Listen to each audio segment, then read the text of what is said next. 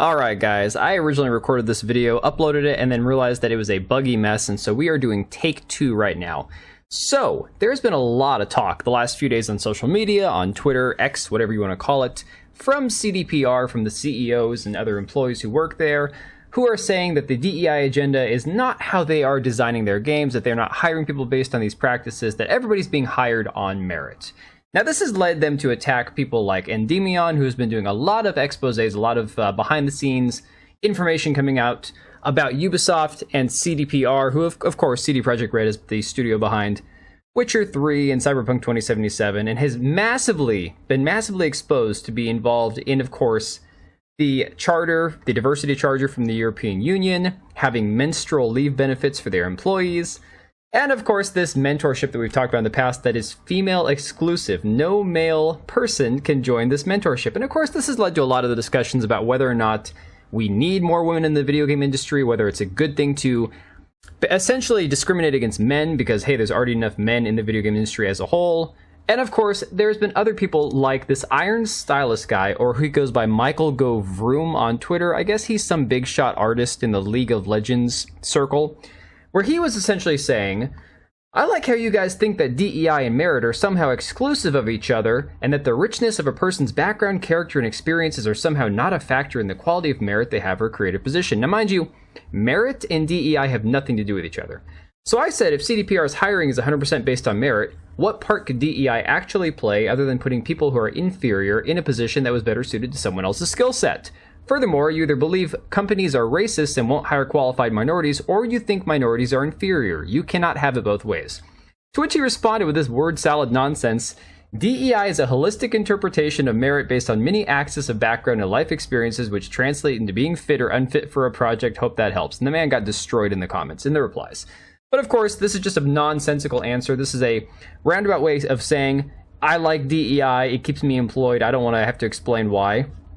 And of course, the fact of the matter is, we have seen DEI initiatives, this ESG-funded nonsense being pushed into the games industry, killing all of these games. These top, AAA studio, quadruple A games that cost hundreds of millions of dollars, failing, just falling by the wayside. Dustborn, Concord. Of course, Spider-Man 2 is one of these that costs more than it really should have. God of War Ragnarok, the port for PC, for Steam, is not doing well. Alan Wake 2 still hasn't made money.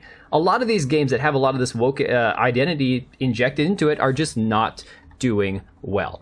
But if you're looking to pick up some games that are not woke, go check out Instant Gaming. They have got a huge catalog of games, both for PC as well as for console.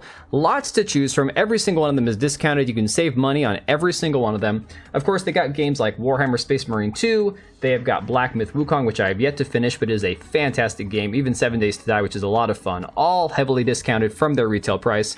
You can even pre-order games like Farming Simulator 25, or of course, one that I'm looking forward to, Kingdom Come Deliverance 2.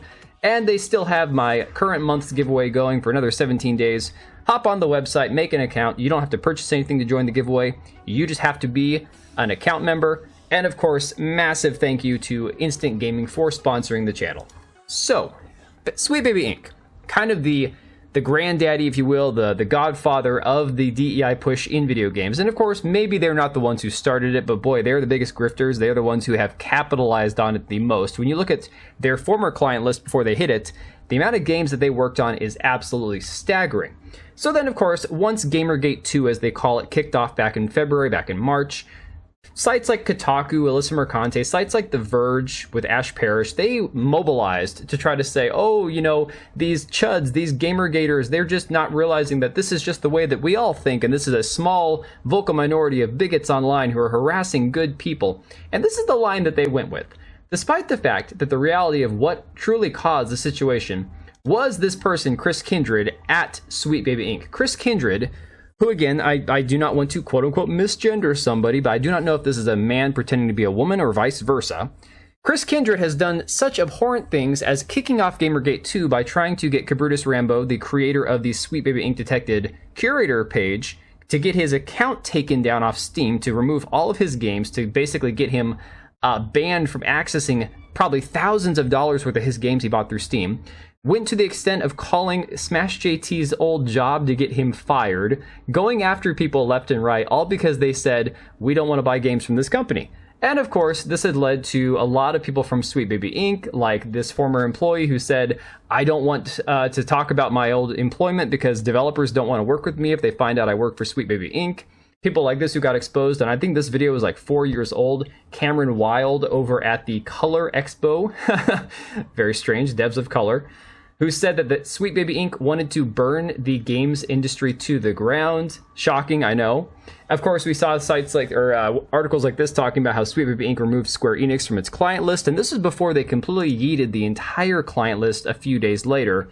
Ironically, when they decided to remove their entire client list, it was about 24 hours, within the same 24-hour time period as Kim Belair going down to a games expo down in Portland and claiming to be the victim of an online harassment campaign for the better part of a year, claiming that they were just minding their business, doing their own thing, and they didn't go out of their way to provoke anybody. It was all targeted harassment from right-wing supremacists. So, now today we are getting breaking news from Master of the TDS that Chris Kindred, the one who started all of this, allegedly is out. And I'm going to link Master of the TDS's video down below. It's a very short video, like 3.5 minutes. You can definitely take the time to watch it, go give him the views. But again, this is coming from an insider at Sweet Baby Inc. And allegedly, as the story goes, somebody inside Sweet Baby Inc. is not happy with Chris Kindred. They're not happy with this person's decision to attack Brutus Rambo, not happy with their decision to go after gamers, and it led to blowback within the company itself, which is shocking because I could have sworn that all these people were in lockstep with each other with their mindset and ideology in politics. Of course, people are pointing out that he now no longer has Sweet Baby Inc. listed on his bio. I guess this is a screenshot of his previous Instagram bio, but if you look at Instagram right here, it says illustrator, writer, narrative designer. So I'm not sure about this previously at Sweet Baby Inc. This is no longer listed. Of course, his website just links back to the same Instagram page. But what is even more interesting is if he did put previously at Sweet Baby Inc. and then changed it, it might make sense because I guess now he's back on protected mode after not being protected for I don't know how many months. This person's had me blocked for forever, so I don't even see his posts. So it's not like I can go check in and see what he's up to. But I guess he's back on protected mode after getting exposed for being the complete lunatic that he is. So this is fantastic news. This is just one more sign that wokeness and DEI in the video game industry is causing a negative effect, definitely a net negative for everybody involved. And people are starting to wisen up and say, you know what, maybe we need to scale back on some of this stuff because we're pissing off more people than we are, quote unquote, helping. And it's having a massively negative effect on our PR. So I'm gonna leave it right there. Let me know what you guys think about all this, and I will catch you guys on the next one. All right, and if you made it this far, thank you so much for watching the video. Thank you for being here. I do have 2 channels, Minimal Effort Podcast, as well as my gaming channel. I do have a Twitch and Kick for my gaming channel. We do live streams over there occasionally, maybe once a week. And then if you are in the market for a new PC, make sure to check out Meta PCs. Click the link I have down below. Use code TBO at checkout for a special discount. Thanks again for watching, and I'll see you next time.